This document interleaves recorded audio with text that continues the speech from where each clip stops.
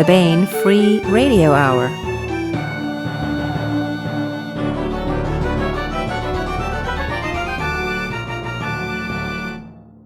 Welcome to the Baen Free Radio Hour. It's a pleasure to have you along. I am Baen Associate Editor and your podcast host, David Afsharirad. Today, we continue Sean Patrick Hazlett's discussion about UAPs, unidentified aerial phenomenon. We're going to jump right back in with Patrick Chiles, Joelle Presby, Robert E. Hampson, and Les Johnson. If you didn't get a chance to check out part one, go to our website, baen.com, and find it there or wherever you get your podcasts. There's been a lot of discussion about what these UAP might be, whether they are the products of some sort of foreign military or perhaps super secret projects of our government. Of course, extraterrestrial intelligence can't be ruled out, but as we jump back in, Les Johnson posits another possibility. Let's take a listen. I have to throw another curveball in here, folks, okay? All right. We are hopelessly American and Western and reductionist in the way we're approaching this. I mean, how many of us are trained in science, engineering, military tactics, went to college, have a Western education? We're right in the middle of this. How many? And so I'm just going to throw some numbers out there, okay? And then I'm going to tell you why I'm doing that. There are, over 1 billion people who are Muslim, identify as Muslim. There are about 1 billion or so people who are Christians of various flavors. There are Buddhists, there are Hindus. Almost all of these religions teach that there are spiritual beings, right? There are big fractions of humanity who are not in North America and Europe, maybe Japan, but are in other parts of the world that are seeing these same things. And they are seeing something that Patrick, you were talking about earlier in terms of worldview. Their worldview has this in the context of their theology and their religion. And I have actually read some threads from folks who are very much in the Christian tradition of biblical literalists, okay? Who look at this and say it's the return of the Nephilim is right there, done, from biblical times. And we can say, oh yeah, right. But we have to remember, we are in a secular culture looking at this through our secular scientific worldview. And there are a lot of people out there, including in our worldview, who have a different worldview where, like you mentioned, if there was, life out there, it might challenge some of your core beliefs. And I respect that because it would be a challenge to some of mine. I am a Christian. Do I think this is the Nephilim? No more than I think it's aliens. Do I rule it out? No, I don't rule it out. I don't know what it is. So let's take this thread. That's where I'm coming from too, Les. If this turns out to be real, honestly, I don't know what that means. Let's go down this thread. So first of all, it could be any number of things. I don't think anybody's making the argument that if real, these are ETs from outer space, right? They could be some natural phenomena we don't know. It could be future humans, which is why it's so secret. It could be Nephilim, it could be angels, it could be demonic, it could be any number of things based on worldview. Yeah. So with that, let's just say this moniker, it could be, transdimensional, right? Les talked about that, I think. Well, that's not mine. That was the guy that was in the congressional hearing. Right. No, but yeah. So I mentioned that. It's a good label for what you're talking about, though. Yeah. Yep. But if we're talking, let's just, he put it into the moniker of non-human intelligence, which I suppose, kind of rules out future humans. But let's say it's just something that is not us. We don't know what it is. We don't quite understand it. And this is the government it doesn't quite know how to break this to the population, which is why it's such a cluster, let's just call it. Rob, let's say there is something to it. There's this term ontological shock.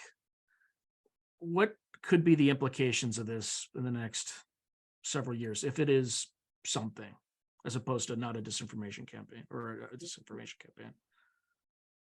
One of the greatest, I'll give my caveats. I'm not a psychologist, and we're getting into population psychology and sociology, and philosophy and philosophy.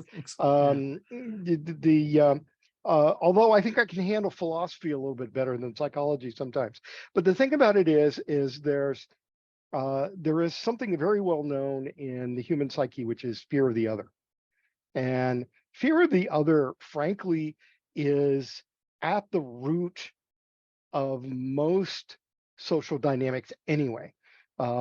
Warfare is, I don't want the other to get what I have, but I want what the other has. I mean, there's your basis for warfare in certain political systems. But humans are unique in that we have the capability to look at other humans and wonder what that human is thinking. And that paints certain elements in a whole different light when we talk about, well, how are we as a human terrestrial society going to react to the idea that there is an other out there? And part of us is going to want to, part of us either as a human individual or as a society is going to want to figure out how the other thinks, what the other thinks about. And it's the popular meme of the guy walking with his girlfriend and another girl walks past and he turns to look at her and you see the shock on the girlfriend's face and all of that. That's the humans are like that. Humans do that. That's the second meme mentioned on this call, by the way. We have I know, but it's great because it illustrates the point that when we see that meme, when we see any meme, we interpret that meme. This is what the human brain does. And it interprets from partial information. We don't know what's going on. We don't know if that guy is whistling in appreciation or she was wearing something that looked really, really weird to him. And he's, and he doesn't quite know. So we interpret these things. And the ontological shock here is going to be that what we think we know, what we interpret, turns out not to be the case. And then we get into the element of fear of the other and the distrust of things that are not us. And humans are actually fairly uniquely situated. We see an image in a mirror, and we know it's us, as opposed to your puppy that sees its image in a mirror and thinks it's another dog.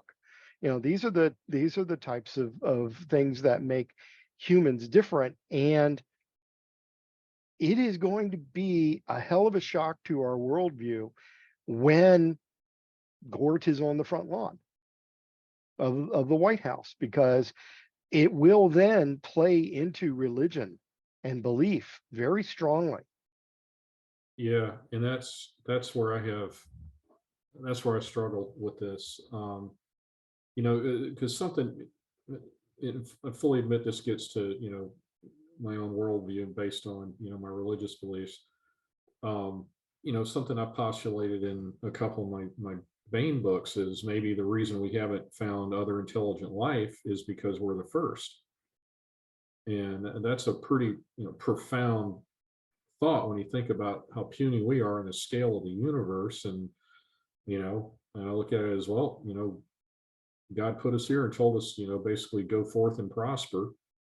We've got to figure out the way to do that. If it turns out that we're not alone and we're just one of many civilizations, I really don't know personally what that means for my beliefs. I know some people who say it would just roll right off of them. Going back to more memes of the one with the screaming NPC and the regal guy with the beard. What would you Christians do?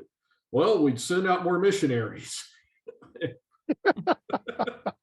Well, didn't Arthur C. Clarke say something to the effect of, I don't know if we're alone or there's others out there, but either one is terrifying.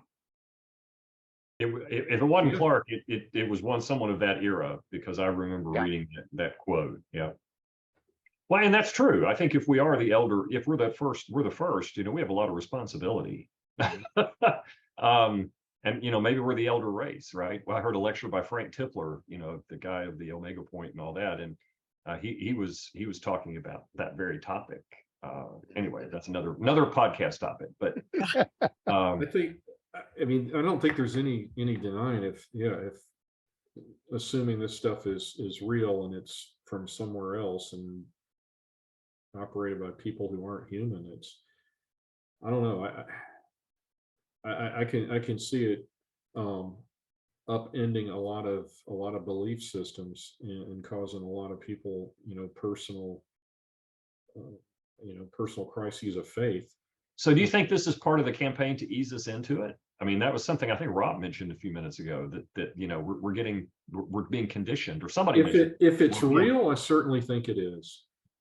If it's real, honestly, I'm just going to lay all my cards out personally. This doesn't affect, for you Baen fans out there, this doesn't really affect the stories I tell, but from a purely personal point of view, I hope it's not, because mentally I just don't want to go there.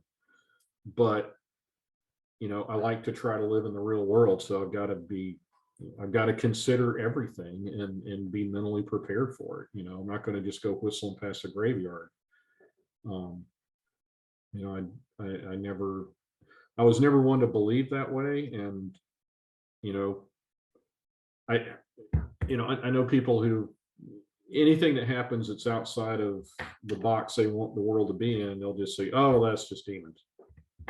No, yeah, you're right. They do. Yeah, Yep, you're right. I've never functioned that way. And again, I'm not going to just wave my hand and pretend that things aren't what they are. But Well, this is a great question. I think we should kind of go. I mean, unless people don't feel comfortable with it, I think let's just go around the horn and, like, do you think some aspect of it is real? Let's just put it that way. I would start with, we already had Patrick. Rob? Well, the problem that I see is, as a neuroscientist, I feel that if we're dealing with sentient aliens, another life form, communication bar is so high because we live right next door to dolphins, great apes. Mm-hmm. And how long has it taken us to get the rudiments of what their internal language is? And an alien's going to be alien, and their thought processes are not going to be ours. And there's not going to be a Rosetta Stone there or a universal translator to translate. And we as science fiction authors have this conceit that prime numbers and the periodic table are going to be the basis of our ability to communicate with an alien race. And I don't see it. So the thing about it is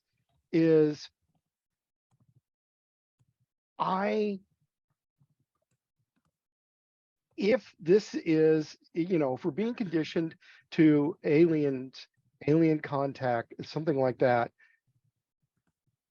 I don't see Earth being in charge at all, because I don't think we have the knowledge level be doing the communicating.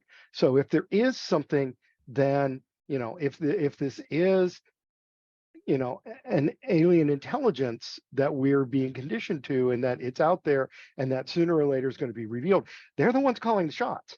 Yeah. And Well, that's frightening. Just to throw out a data point. So Congresswoman Mace asked Grush a question about, did we, the U.S. government, have agreements with these quote unquote non-human intelligences? And his answer, and then her second follow-up question was, when? Now, just so that the audience knows, there were a series of secret hearings that led to these hearings where much more information was relayed. So this is done for the benefit of the people. So the Congress people, if you noticed, for the first time in my lifetime, Congress people were asking intelligent questions. It wasn't an accident. So I think, so anyway, Grush's response was, to the first question was, we'll have to handle that in a SCIF, i.e. Sensitive compartmented information facility, for those who don't know that topic. So anyway, I'm not arguing one way or another. I'll tell you where I stand after everybody goes. But there is that context that I think is important. He didn't answer the question, but he kind of did answer the question. Given that All right. later when he was asked questions, he said specifically that he did not have the answer to that he didn't know. And for that one, he did not say he didn't know. Right. Yeah. Right. So Joelle, what's your take on this? If there are non-human intelligences, I don't feel like that changes my worldview significantly. My parents, for their entire careers, were Lutheran missionaries. I'm not convinced we'll be able to talk to non-human intelligences, or that they'll necessarily be interested in talking to us. If what they are doing is not poking us, assuming that these are aliens and that they're all aliens and that some of it isn't fake, it kind of feels some like of it's most assuredly fake. I think everybody agrees with that, right? Yeah. There's a lot of noise in the signal. If the Fed's involved, some of it's fake. If the cubes with the sphere is aliens and the tic tac rather is aliens, imagining that was an attempt to, all right, you were there and you went here, so I will meet you here and now I'm going to go back there. That's kind of a copying kind of thing that you might do if you were trying to establish an initial language. But you wouldn't do it so quickly and then say, I give up. These stupid stupid apes, I'm out of here. well, the stupid apes landed. We pulled away. So I don't know. I want more information. I wish I could be invited into the secret hearings. I wish I still had a clearance and it was still active and somebody thought I had need to know. I think as a science fiction author, I'd be among the last that they would feel has need to know, but I wish I had need to know. Les. So the question you're asking is, what if they're real? Is that what you're asking? What do you what do you think is the most probable explanation for what? Wow, most probable. Oh man. Yeah. That way you don't have to, that way you don't have to say like, this is what I'll put it in order. Is, I think most probable for me is probably a mixture of disinformation combined with blue on blue. That we're seeing things that are our own, and we have a disinformation campaign, so people don't believe we have the capability until we get it really developed. Okay, sort of the SR-71, where people were reporting that as something that was an unidentified flying object in the past, and then 25 years later, look back and say, oh, it was an SR-71 flying at altitudes that were impossible, at speeds that were impossible, right? And had thermal characteristics that were impossible. That's how it got to those speeds. So I think that is the most likely explanation. But quite frankly, I don't believe that we can keep a secret like that as long as this looks like it may have been kept a secret. So my most likely explanation has lots of holes in it. Okay. Yeah, I think there's been leaks since, again, I don't want to get into Roswell and all that stuff, but I think there's been leaks since at least, back that far. Mm-hmm. Whether or not it's disinformation or, there's all sorts of noise, but yeah, there's a chance people are seeing something. These sensors are picking up something, and people are seeing something that is outside our experience and our ability to readily explain. There is no doubt that that's happening. Now, there is doubt that we have biologicals, because that's hearsay. That's somebody's word of mouth, right? That's not videos, multi-sensor data, whatever, right? Some of this stuff is out there and it's real. And we don't understand it, and we darn well better understand it, because the implications of not understanding it are terrifying, right? So we've really got to work to understand it. The hearsay that we heard in those hearings, we got biologicals, we're reverse engineering, look at this picture, this is a picture of something we didn't build, and we're just trying to figure out how to take it apart, et cetera, et cetera, et cetera. Okay, get the real data, like we've got real data that was released on some of these sightings from the aircraft carrier, from the Tic Tac. And again, go look up Mosul Orb. I'm telling you, it'll freak you out. If you haven't seen that full video, got to go look at that. But the skeptics are calling that a helium balloon or something like that. No. Okay. I'm just putting that out there. I'm just playing devil's advocate. Balloon. Yeah. Yeah, Yeah. right. Okay. Or like a balloon or something. Maybe. All right. I'm skeptical of those skeptics, but it's just there's something being seen, and we need to understand what it is. And I think we need to have our worldviews open wide enough to follow the data wherever it leads, even if it's uncomfortable. Mhm. Okay, so here's where I come out on it. And I'm going to start with an incident that happened in 1967. Are you all familiar with the Malmstrom incident in Montana, the ICBMs? Maybe. Is that where they shut down an ICBM Yeah, site? there's been a few occasions, but there's an incident where the Russians turned them on. There's been an incident where the Russians ICBMs were turned on, and there's been an incident. I think 3 separate occasions in 1967. One of them may have been in 1968, but I interviewed a gentleman. His name's Robert Salas. He was a captain. He was a missile launch. He was a launch officer, Air Force Academy graduate, and he was responsible for maintaining and launching 10 ICBMs, Minuteman I ICBMs. In 1967, he received a frantic call. He was actually underground. These missiles are, each missile is independently launched, right? They're not tied to each other. They're independent systems. There's cabling about 60 feet underground under the surface. It's, triple rad hardened, et cetera, so that you can't get to it. And one of these security personnel saw kind of like a red light or an object that was pulsing a red light in the air. And then almost simultaneously, all his missile systems went down. When they sent the data to Boeing to try to replicate how one would do this, the only way that they were able to do it with the bench test, they would there's the logic coupler, which I believe is kind of similar to like a MUX, right, where it just integrates all the information about the inertial guidance system, so the missile warhead hits the target. The missiles weren't damaged, other than that particular sensor was messed with simultaneously, and of everything went down. So I think whatever it is, and I'm not pretending to have the information to understand what this phenomenon is, and that's the way I would describe it, I think is very real. I think it's been with us for a very long time. What scares me more is, why now? Why did the government fight so hard to keep these sorts of things secret for so long? And then suddenly it's almost like somebody's lit a fire under their proverbial 4th points of contact, if you've ever been to airborne school with that your rear end. So that's what scares me. Why now? Why this sudden urge to disclose?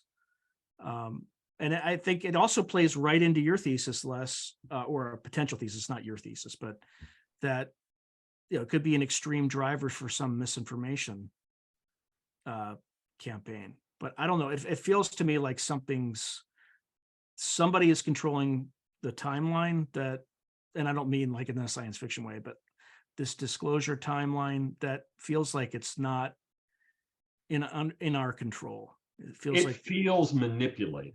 It Yes. feels planned. It's you can't put your finger on it, but you look at it and the timing and what's been coming out, it looks orchestrated, not the sightings, but the way it's being released, talked about, and rolled out. It just has that feel to it. You got to think if these kind of things had been, if people had tried to bring these kind of things out in the open, 5 or 10 years ago, they would have been in a crap ton of trouble.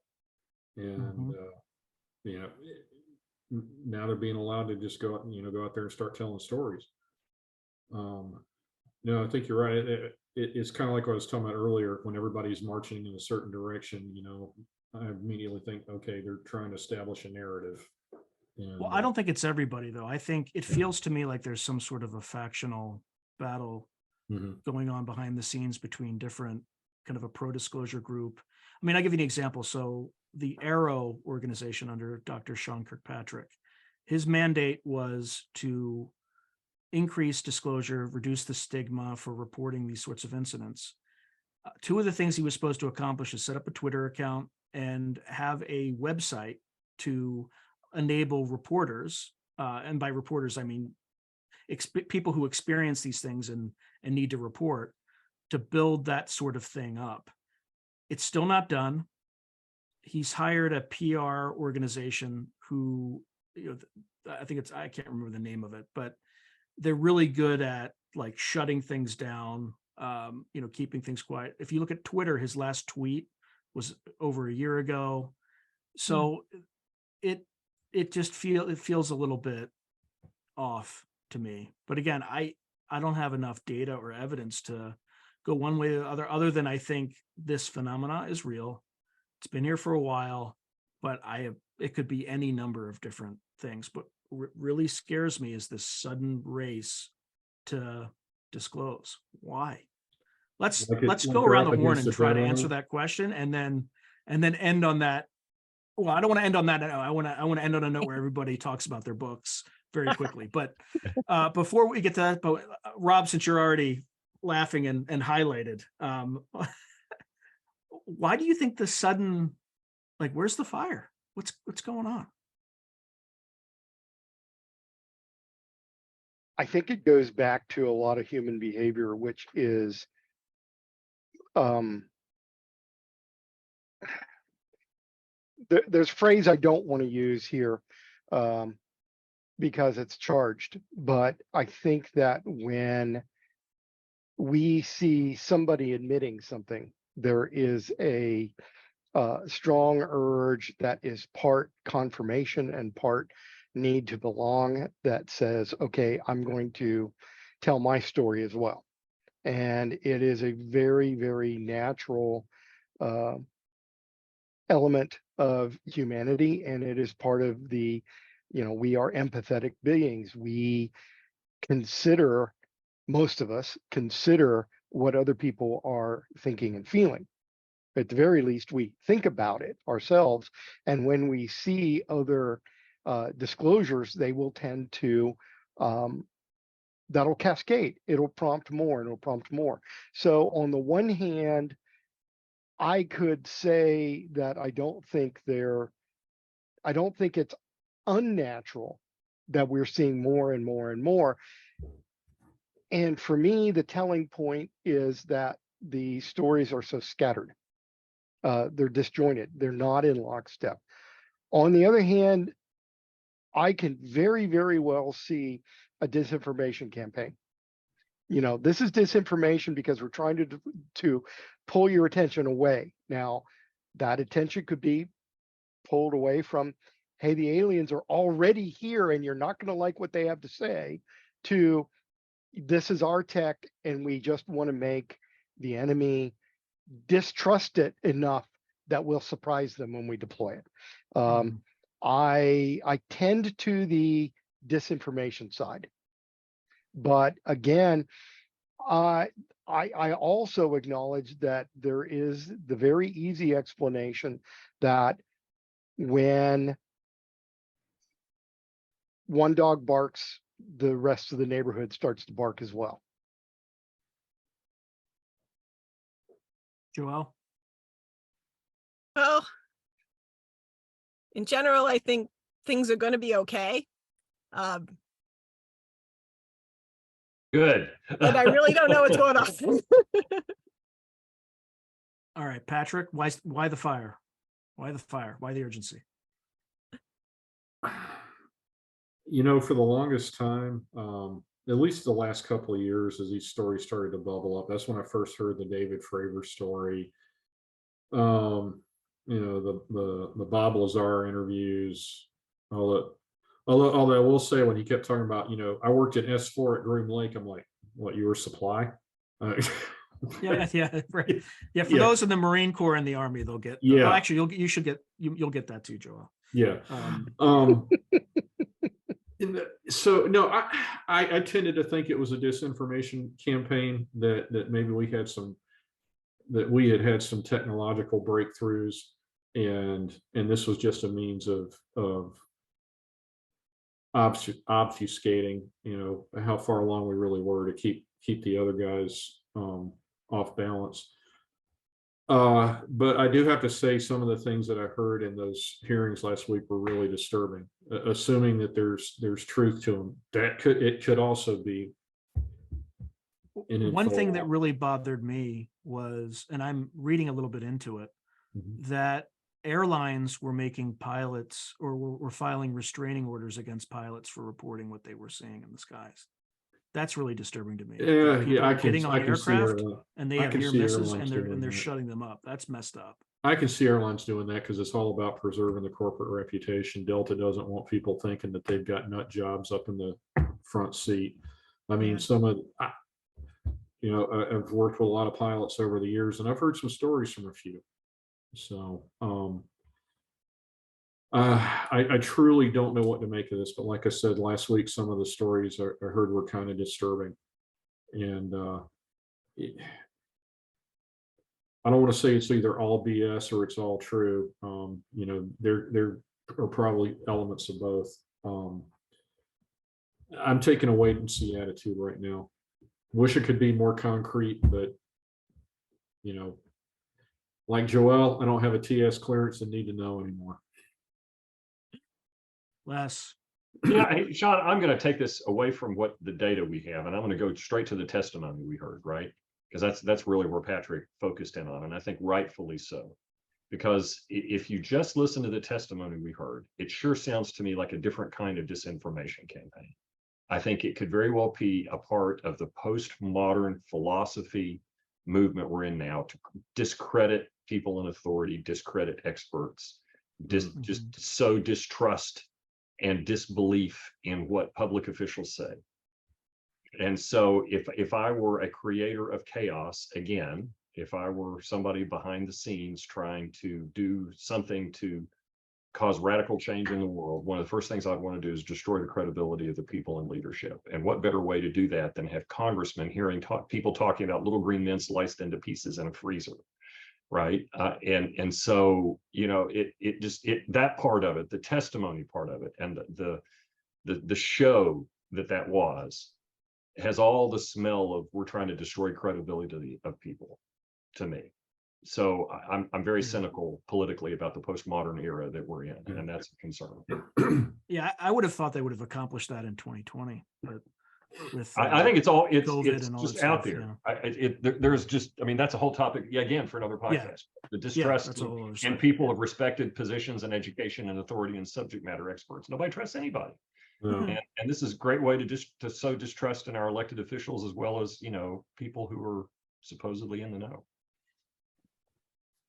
All right. How much will the people believe? Anyway, sorry. Yeah, I definitely see there's a fire. I just think there's something people know that's coming or part of this timeline that the powers that be are racing to get on top of it in order to make it look like they're really in charge. And I think it just looks, I think it's making, I mean, you see there was a statement by Dr. Kirkpatrick a few days ago where he, talked about feeling upset and left out. And, it's just like, where's the website? Where's the, so yeah, I think there's two factions battling out. There is some sort of timetable. I have no idea where it all leads, but it feels like they've kind of lost the narrative and they're trying to regain it. So, all right, with that, let's talk about very quickly, because we've been on for a while. So, Les, let's start with you. What books should people be buying? Oh, wow. If you're talking about what books of mine they ought to be buying, I'll tell you right now. Absolutely. What books should they be buying from you, Les? Yeah, I've got two. One, unfortunately, one's not a Baen book. It's the one over this shoulder over here, Traveler's Guide to the Stars. If you're interested in what it's really going to take to go to the stars, and you're not an expert, not a scientist, that book's written for you. It's from Princeton Press, and it's done fairly well. I'm really excited about it. It's the first book I've had that's going to be translated into 6 other languages. So I'm thrilled. I'll be soon getting multi-language editions of the book. Now from Baen, I don't have a big placard for it, but I know Rob contributed, and we've got a couple of things. One is the anthologies that we do that follow on the interstellar workshops. The Ross 248 project is a big one. It's an anthology that just came out from Baen. People talk about traveling to other worlds, which tackles, well, what do we do when we get there?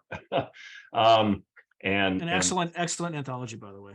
Oh, well, thank Definitely you. recommend. A lot of fun putting that together. Some great stories from very many different writers, and it's out in trade paperback from Baen as of, gosh, not more than 2 months ago. So I think folks ought to check that out. Patrick. Well, I didn't set my placards up behind me like I usually do. You showed us 2 books before we started recording, man. Just show them. Okay, well, Make let me them jump off go. camera. Shameless plug time. Is that an alien behind you? Sorry, go ahead. Extreme close up. Nice. Escape Orbit came out in April, and it's the second in the series. Near future hard science fiction does get into some exploration of who we are, where we're going, how did we get here, are we alone, if we're the first, or excuse me, if we are alone, then we were the first, and what kind of special responsibilities does that put on us? I was also in Les's Ross 248 Project anthology. And, I made a couple of comments earlier, just very early this morning, finished my next manuscript for Baen called Interstellar Medic, The Long Run. And this will be out in March. And it is a real departure for me because, I've always written, I like the near future hard sci-fi / techno thriller type stuff. Never written about space aliens. This one I just finished last night is all about space aliens. Awesome. And about a human paramedic that gets caught up in that world that she thought was just supermarket tabloid stories. And I have a lot of fun with a lot of well-worn sci-fi tropes and UFO abduction stories. There's the gray aliens that the cure for everything is a different kind of anal probe, and That doesn't sound like a pleasant world. No, but Let's put that out there. No, but those scenes I think are hilarious because she's reacting to it like, what the hell is it with you guys anyway? And I had a lot of fun with that one, and again, that will be out in March. All right, Joelle. All right. I have the Dabare Snake Launcher, which is available now, and mass market paperback will be coming out in November. And it's a near-term science fiction, and the idea is that everything has been okay enough that we've got a near-term world where Earth is similar to now, but everything's a little bit better, such that we can have the story that I wanted to tell about getting humanity off the planet. And where in Africa does that take place? I'm asking because there's the space elevator ground station is on Mount Kilimanjaro, and because we've already got a lot of junk in orbit around Earth now, and you need to clear it out to have a space elevator that wasn't a massive problem, there's a second spaceport that gets built in West Africa and Cameroon, where I happen to have grown up. Yeah, West Africa is having some problems in the past week. You've seen in Central Niger, and there were I thought a lot about taking current problems and making them worse and making them still present. And I thought, no, I get to write something that's a little bit utopian, and we can have those things fixed by then. Yeah, no, that's good. That's always a great Baen book. So definitely check it out. Other conflict.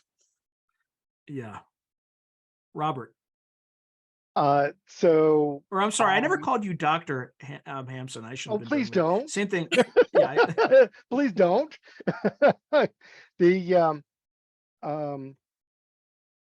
So I also contributed to Ross 248 project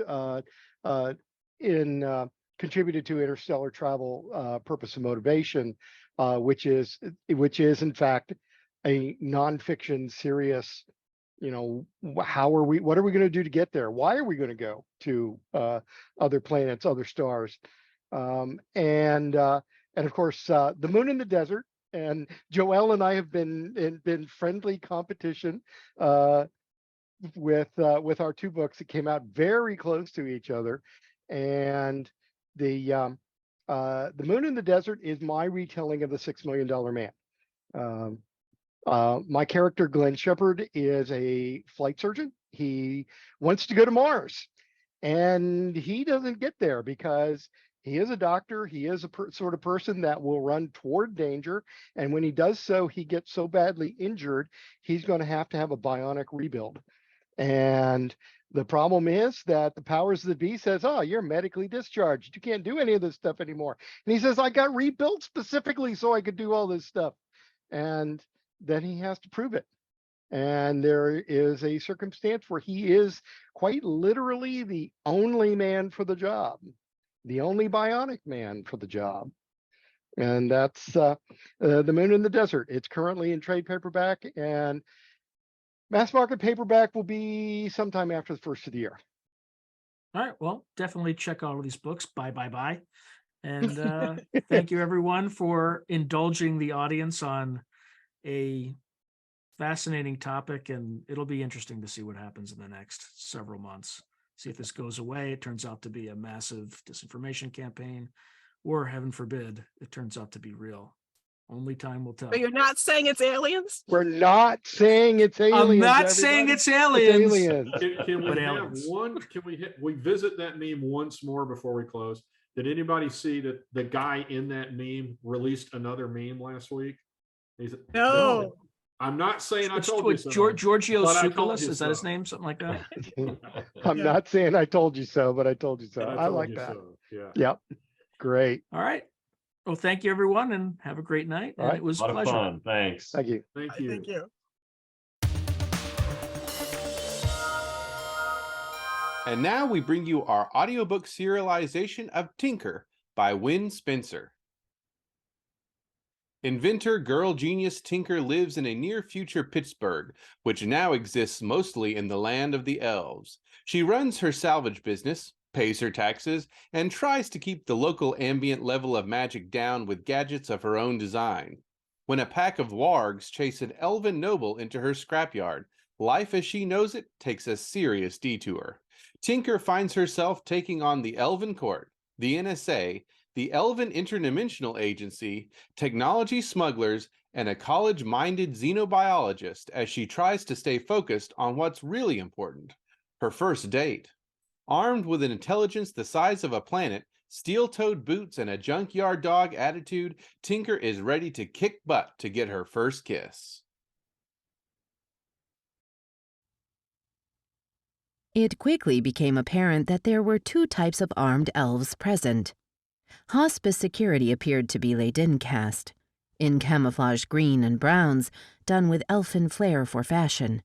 They carried bows and spell arrows and interceded between the humans of the EIA and Windwolf's personal security, which was all higher-born Sakasha caste, armed to the teeth and thoroughly peeved.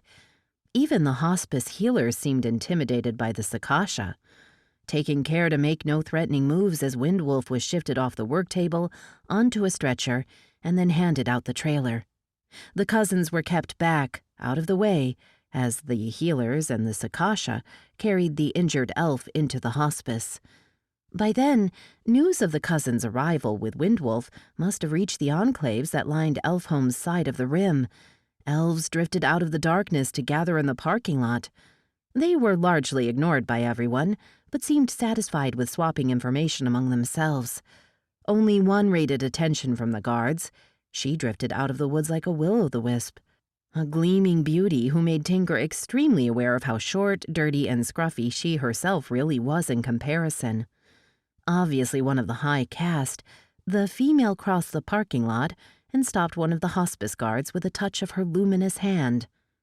The two made an effective roadblock, preventing the cousins and their joint elf/human guard from entering the hospice. "Wolf who rules has been found?" the female asked in High Elvish. The guard bowed low and answered in a rapid flow of high tongue that Tinker couldn't follow. Tinker had always found the more formal language to be too tedious and pretentious to become fluent in it. She did catch, however, the female's name, Setato Fahali Bateli. Roughly, it meant sparrow lifted by wind. though the cetato could indicate soaring rather than lifted. While the female did not seem the type to take a human nickname, she would probably be called Sparrow. As if collateral damage from Sparrow's beauty were not enough, the guard indicated the cousins, and Sparrow turned her stunning regard their way. From ankle-length hair, so pale blonde it was nearly silver, with ribbons and flowers worked through it, to her tall, lithe body, encased in softly gleaming fairy silk of pale green, she was perfection taking humanoid form. These two wood sprites. A soft musical laugh as eyes of deep emerald studied the cousins. The guard clicked his tongue, the elfin way of shrugging, and added something about Windwolf putting them under his protection. Yes, of course. Sparrow clicked her tongue against straight, pearly teeth and drifted away. Minutes later, the cousins were alone, under joined human/elf guard in a waiting room, holding mugs of hot chai. Oil Can was quietly shaking off the adrenaline, which left Tinker plenty of time to think. They had done it, kept Windwolf alive all of shutdown day, and delivered him to safety. With all of Pittsburgh, why, though, had he ended up in her scrapyard? Just stupid luck, or had the life debt between them somehow guided him to her? And now what? Did he disappear out of her life again, until the next monster and the next life or death fight? She touched her breast pocket to feel the spell within. If she got a moment alone with Windwolf, it might be the last time she could ever cast the spell. Even if she was sure the spell wouldn't harm him, did she want to sever the link? She scoffed at herself. What did she know of him except that he was arrogant? Strong, brave, altruistic, honorable, beautiful. That he was capable of wit and patience even while enduring great pain, facing probable death. And he was possibly a great lover. The door swung open, and a man came in as if he ruled the place. He could nearly pass as an elf. He was tall, sleek, had blonde hair drawn back into a braid, and was stylishly dressed from painted silk duster to tall, polished boots. He checked himself at the sight of the cousins huddled on the couch. Finally, the man let out his breath loudly and glanced at his PDA. "Which one of you is Oil Can, and which is Tinker?" "I'm Tinker," she answered. "He's Oil Can." He crossed the room to tower over them. "Brother and sister?" "We're cousins," Tinker said. "I'm Maynard." He didn't need to say more. Everyone knew Director Derek Maynard, head of EIA. In Pittsburgh, it was just short of saying, "I'm God." Oil Can moaned softly and sank deeper into the couch. "You are in luck that elves believe that the ends justify the means, as long as it's done with honor. We've been told that the court would be most displeased with us if we press charges." He said it almost like the royal we.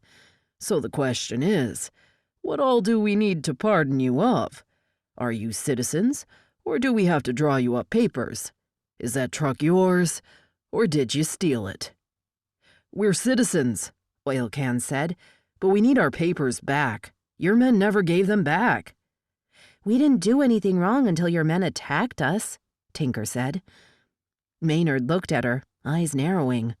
"Was this before or after you destroyed the checkpoint?" "We were waiting for startup about a mile from the checkpoint when they forced their way into the trailer," Tinker said. "They were going to kill Windwolf. I had Windwolf's gun, so I pulled it on them. I made them get out. Then we rammed the gate." Maynard studied her, all expression going from his face until he was unreadable. "What made you think they would kill Windwolf?" "The one who got into the trailer called Windwolf Sitting Duck, or something like that." "Easy prey," Oil Can mimicked their thick, rough voices. "He said, 'He is here, easy prey.' Then the other said, 'Do them all quietly.' They were going to kill all of us." "Yeah, no witnesses," Tinker said. "What makes you think they were EIA men?" "They had on the border guard uniforms and asked to see our papers." "It is important for you to understand this." Maynard dropped to one knee so he was level with them. "The EIA did not try to kill Lord Windwolf." "They were too big to be wearing stolen uniforms," Tinker said. They were taller than you, with lots more muscle. Whether they were truly EIA or not is yet to be seen. I doubt very much that they were my men.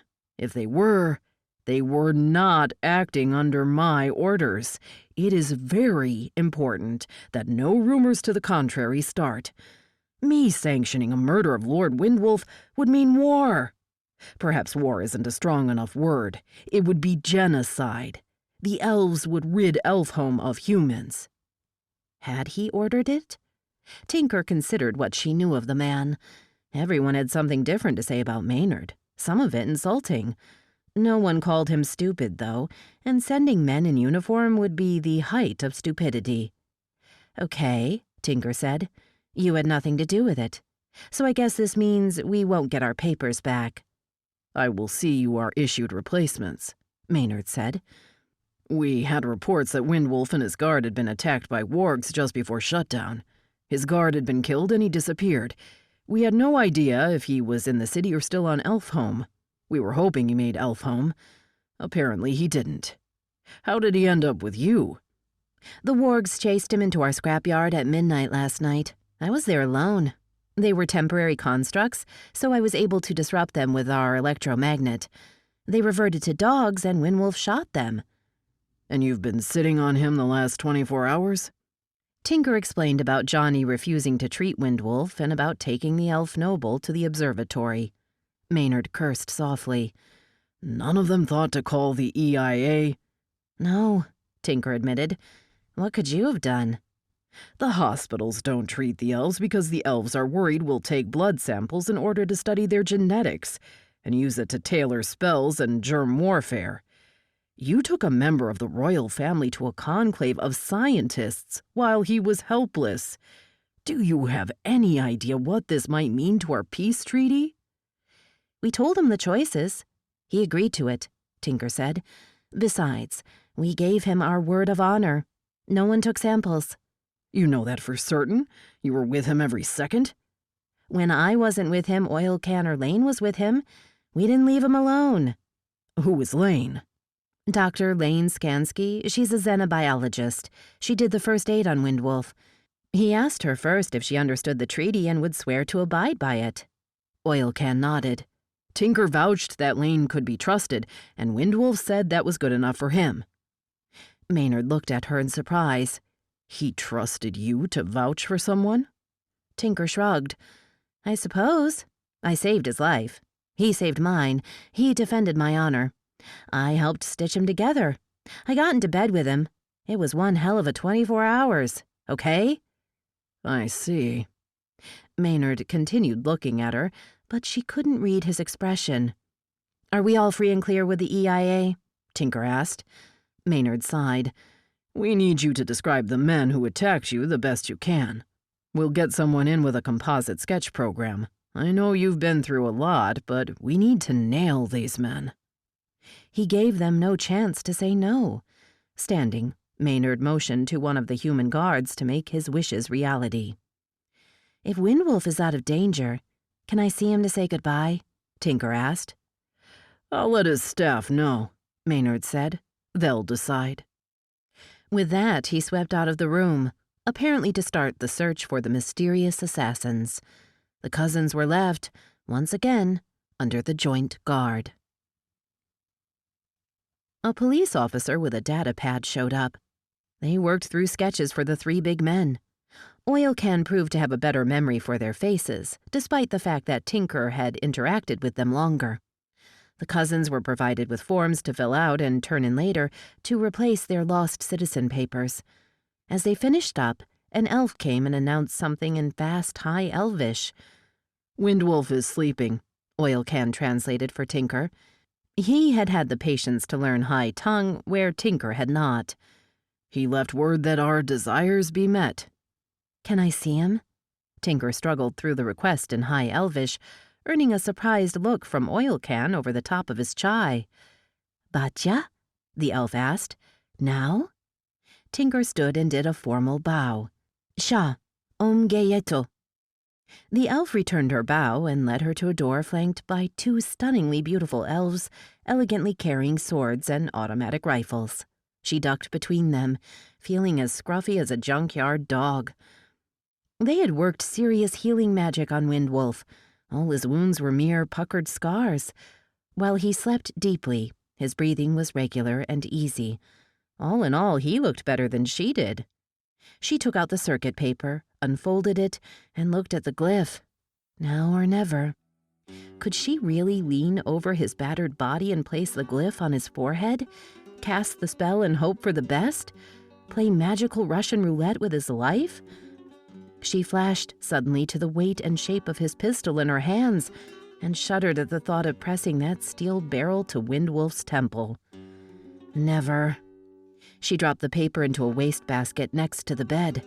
Bad as her luck was, she'd rather trust that Windwolf would outlive her by centuries than risk killing him by accident. Standing on tiptoe, she kissed Windwolf goodbye, lightly on his bruised, perfect lips. Perhaps in another 5 years, some monster would chase him into her life again. Strangely enough, she would miss him this time. That was another installment in Win Spencer's Tinker, and that's it for the podcast. Thanks as always to Audible.com and podcast theme composer Ruth Judkowitz.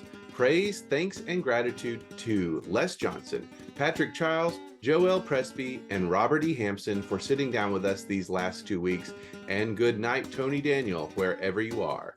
This is David Afsharirad coming to you from a soundproof bunker somewhere deep in the heart of Texas. Join us here next week at the hammering heart of science fiction and fantasy, and keep reaching for the stars.